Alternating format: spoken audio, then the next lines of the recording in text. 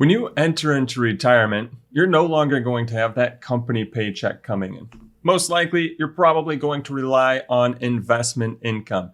And depending on where you've saved, if it's in IRAs and 401ks, all of those withdrawals are going to be subject to tax. So I want you to just take a look at this for a second. In the upper left-hand corner, this is from usdebtclock.org. You can go look it up from whatever time frame that you're looking at it. But as you can see, we're at the U.S. here, we're over $32 trillion of U.S. debt. So based on that, you have to ask yourself, where do you think taxes are going in the future? And if Congress raises taxes in the future, and that money that you have to withdraw from your IRAs and 401ks is getting taxed, essentially what they're doing is they're lowering your retirement income. So a common question that we get, and what we're going to talk about today, are 6 ways to help you get more tax-free income in your retirement.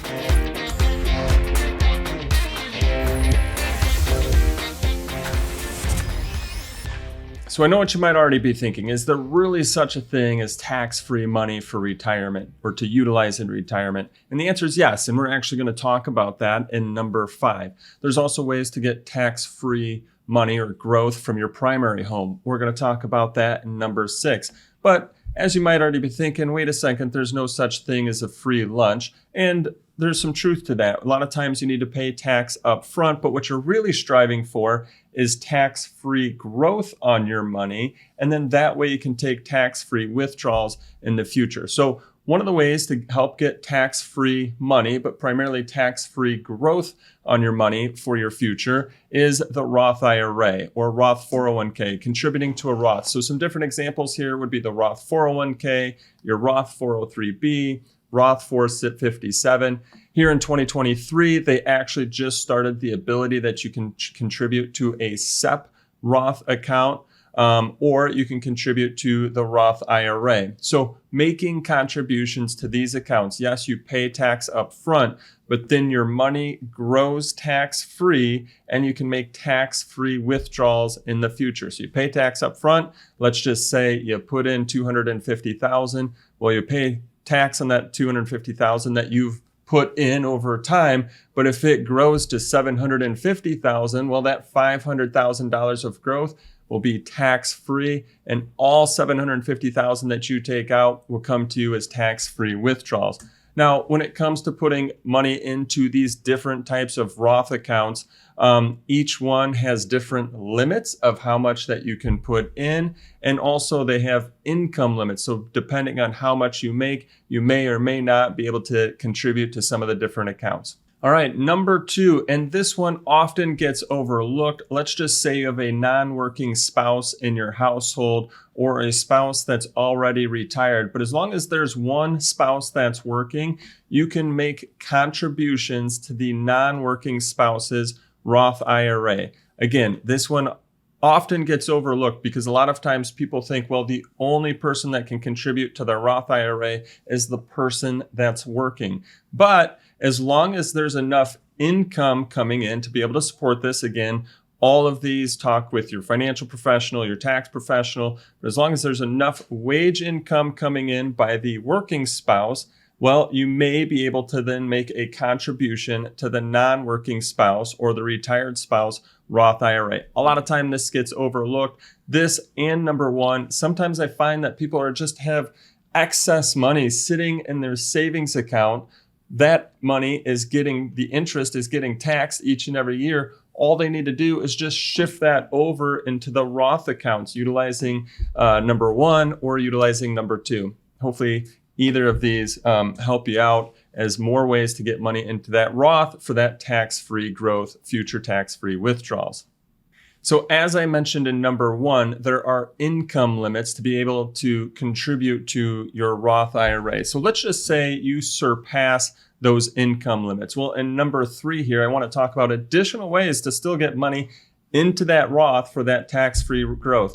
One of those ways is what they call the backdoor Roth, where you're making an after-tax contribution to your IRA and then converting that to a Roth IRA. Remember, when you make that conversion, you're paying taxes up front, right? For then that tax-free growth tax-free withdrawals in the future. All of these, like I mentioned before, talk to your tax preparer, talk to a tax professional because of something called the pro rata rule. So you have to really understand that before you're going to use these strategies here in number 3.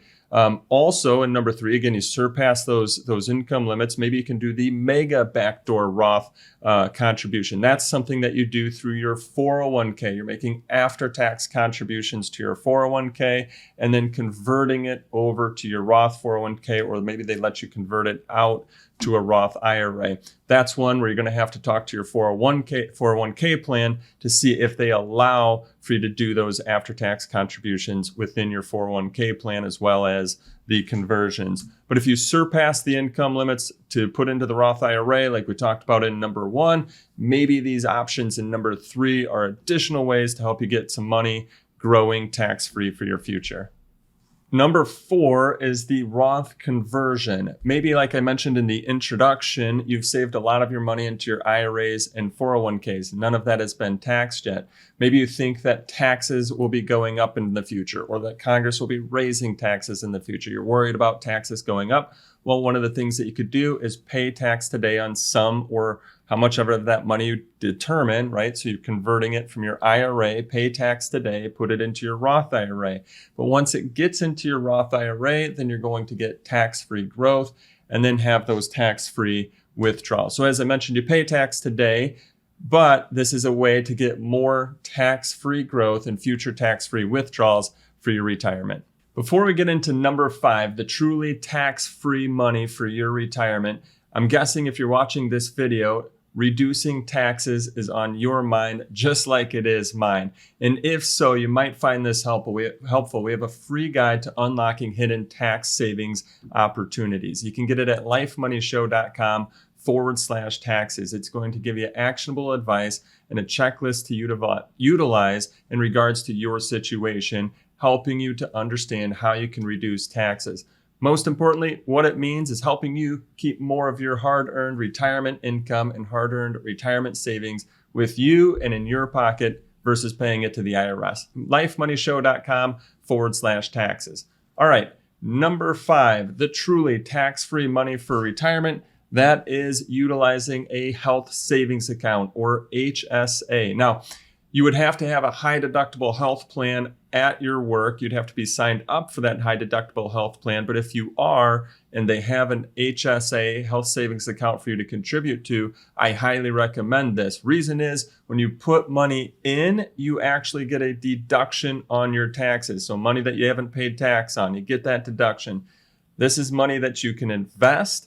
It grows tax-free, and then as long as you're utilizing it for qualified medical expenses, then you can use it tax-free as well. So tax deduction, that means it's tax-free money, grows tax-free. Utilize it for qualified medical expenses according to the IRS rules. Guess what? You're utilizing that money tax-free as well. The triple tax-free advantage right there from an account. You can utilize it to pay for Medicare, for doctors, co-pays, for drugs that you need when you go to the store. So a really powerful account here to have tax-free money for your retirement. All right, and number 6 has to do with your primary house. One of the ways to get some, I'll say, tax-free growth and tax-free money is number 6 is that you could sell your primary home for a gain. Now, if you're single or if you're filing single, you can exclude up to $250,000 of gains when selling your primary home. If you're married filing jointly, you can exclude up to $500,000 of gains when selling your primary home. So if you bought for $300,000 and you're selling for $800,000 and you're married filing jointly, all $500,000 of gains comes to you tax-free. That's how that part works right now based on IRS rules. So there we go. There's 6 ways to get more tax-free growth or potentially tax-free money for your retirement. I hope that you found this video to be of value and benefit. If so, you want to see additional videos to help you with your retirement, to help you reduce your taxes in retirement, to help you understand how much you can spend in retirement. Subscribe to our YouTube channel as we're coming out with videos on those topics each and every week. I look forward to our next conversation, to helping you enjoy life today and being financially confident about your retirement.